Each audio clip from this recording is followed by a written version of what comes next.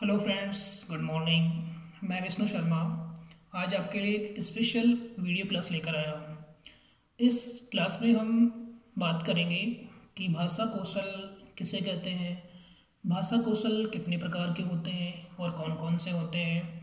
साथ ही हम उनके क्रम की बात करेंगे कि भाषा कौशल का क्रम क्या होता है।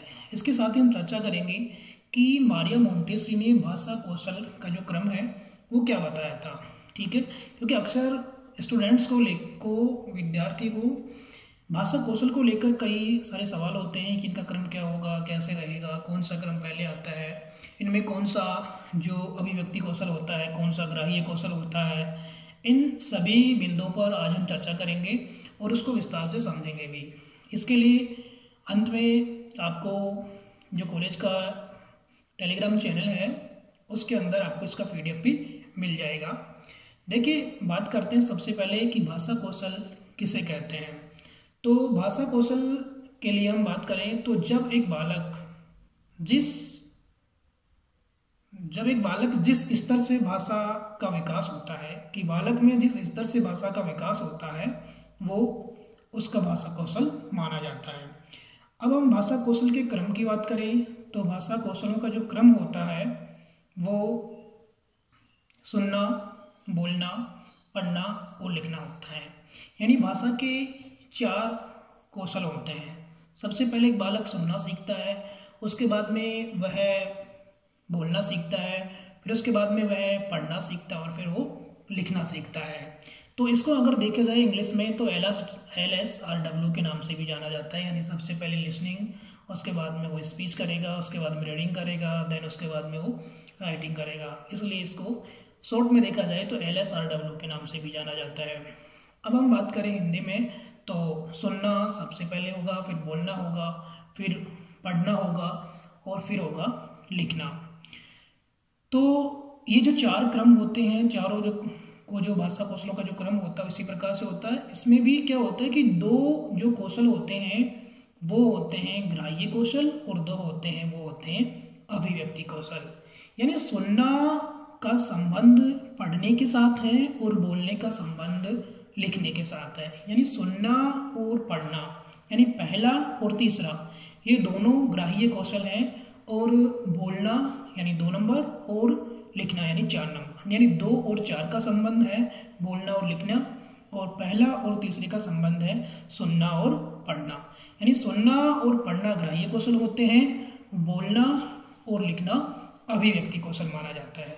तो इस प्रकार से हमने देखा कि 2 प्रकार के हो गए, एक हो गए ग्राह्य कौशल और दूसरे हो गए अभिव्यक्ति कौशल। अब हम इनमें भी बात करें तो ग्राह्य कौशल भी 2 होते हैं। ठीक है, अभी हमने बात की कि सुनना होता है और पढ़ना होता है।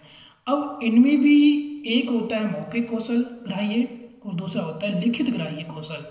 अब अगर सुन रहा है कोई बालक या किसी बात को या किसी विषय वस्तु को कोई बच्चा सुनता है, बालक सुनता है, तो वो ग्रहण तो करता है लेकिन किस रूप में करता है? मौखिक रूप में।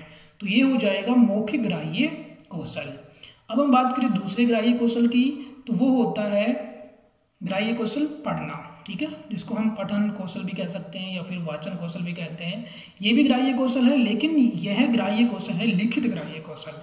यानी एक बच्चा जब पढ़ेगा या वाचन करेगा तो वो लिखित विषय वस्तु की वाचन करेगा। इसलिए ग्राह्य कौशल तो है, लेकिन कौन सा ग्राह्य कौशल है? लिखित ग्राह्य कौशल। ठीक है, इस तरह हमने 2 ग्राह्य कौशलों की बात की। एक होता है सुनना ग्राह्य कौशल और दूसरा होता है पढ़ना भी ग्राह्य कौशल है, लेकिन दोनों का अलग अलग है। सुनना मौखिक ग्राह्य कौशल माना जाता है और पढ़ना लिखित ग्राह्य कौशल माना जाता है। इसी प्रकार हम बात करते हैं बोलना, जिसको उच्चारण कौशल के नाम से जाना जाता है, और लिखना जिसको लेखन कौशल के नाम से भी जाना जाता है। ये दोनों भी जो कौशल हैं, ये दोनों कौशल अभिव्यक्ति कौशल माने जाते हैं। बोलना और लिखना दोनों ही कौशल अभिव्यक्ति कौशल माने जाते हैं। दोनों के अंदर ही एक बालक अपने विचार प्रस्तुत करता है। ठीक है, अपने विचार प्रस्तुत करेगा, लेकिन दोनों के अंदर एक बात है कि एक जो अभिव्यक्ति कौशल है वो मौखिक अभिव्यक्ति कौशल माना जाता है, और दूसरा जो अभिव्यक्ति कौशल है वो लिखित अभिव्यक्ति कौशल माना जाता है। अब मौखिक अभिव्यक्ति कौशल कौन सा होगा? तो जो बालक कभी भी अपने विचार प्रकट करता है, प्रस्तुत करता है, तो वो होगा मौखिक अभिव्यक्ति कौशल। ठीक है, इसी प्रकार यदि कोई बालक लिखित रूप में अपने विचारों को प्रकट करता है तो वो अभिव्यक्ति कौशल होगा, लेकिन कौन सा होगा? वो होगा लिखित अभिव्यक्ति कौशल। यानी कौशलों की बात करें हम, कितने कौशल पढ़े हमने? कौशल 4 होते हैं, सुनना, बोलना, पढ़ना और लिखना। अब इसमें भी हमने 2 अलग कर दिए, दो का अलग ग्रुप बना दिया। पहला हो गया ग्राह्य कौशल, इसमें सुनना और पढ़ने को हमने शामिल कर लिया, यानी पहले का संबंध तीसरे से और दूसरे का संबंध चौथे से, और बोलने का संबंध हमने किससे कर लिया? लिखने से। यानी पढ़ना और लिखना ग्राह्य कौशल होता है, और बोलना और पढ़ना, सुनना और पढ़ना ग्राह्य कौशल होता है, बोलना और लिखना अभिव्यक्ति कौशल होता है। ठीक है, और इसमें से हमने देख लिया कि सुनना जो ग्राह्य कौशल है वो मौखिक ग्राह्य कौशल है, और पढ़ना जो ग्राह्य कौशल है वो लिखित ग्राह्य कौशल है। इसी प्रकार हमने अभिव्यक्ति की बात की थी, तो अभिव्यक्ति भी 2 प्रकार से हो गया, एक लिखित अभिव्यक्ति कौशल जिसमें बोलना आ जाता है, मौखिक अभिव्यक्ति कौशल जिसमें बोलना आ जाता है, और लिखित अभिव्यक्ति कौशल जिसमें लिखना आ जाता है, लेखन कौशल आ जाता है। तो देखिए, अगर आपसे ये पूछा जाता है कि भाषा के कौशल कितने होते हैं, तो 4 होते हैं। भाषा के कौशलों का क्रम किस प्रकार रहेगा? तो सुनना, बोलना, पढ़ना और लिखना रहेगा। लेकिन कई बार ये पूछ लिया जाता है कि मारिया मोंटेसरी के अनुसार भाषा के कौशलों का क्रम क्या है। तो देखिए, मैं आपको बता देना चाहता हूँ, मारिया मोंटेसरी जिन्होंने मोंटेसरी पद्धति दी, ठीक है, वो खेल विधि मानी जाती है। इसमें इन्होंने क्या किया कि भाषा की जो कौशल हैं उनका थोड़ा सा क्रम परिवर्तन कर दिया। इन्होंने सबसे पहले सुनना रखा, फिर उन्होंने क्या नाम से बोलना रखा, फिर उन्होंने पढ़ने की जगह उन्होंने लिखना रख दिया, और पढ़ना जो कौशल है उसको हमने अंत में रख दिया। यानी उनका जो क्रम कैसे होगा? सबसे पहले सुनना, बोलना, लिखना और फिर पढ़ना। ठीक है, सुनना, बोलना, लिखना और फिर पढ़ना। ये किसने दिया क्रम? ये दिया जाता है मारिया मोंटेसरी के अनुसार। यानी मारिया मोंटेसरी का यदि भाषा कौशल का क्रम देखा जाए तो सुनना, बोलना, लिखना और पढ़ना होता है। ठीक है, यानी इसमें होगा LSWR। ठीक है, तो ये हमारे भाषा कौशल थे, और इसके लिए मैंने आपसे वीडियो शेयर किया है।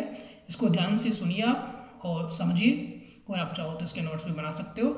और इसके लिए आपको PDF लिंक भी मिल जाएगा। कॉलेज का जो टेलीग्राम चैनल है उस पर जा करके आप ये वाला जो PDF है इसका पूरा डायग्राम आपको मिल जाएगा, आप वहाँ से इसको देख भी सकते हैं। Thank you.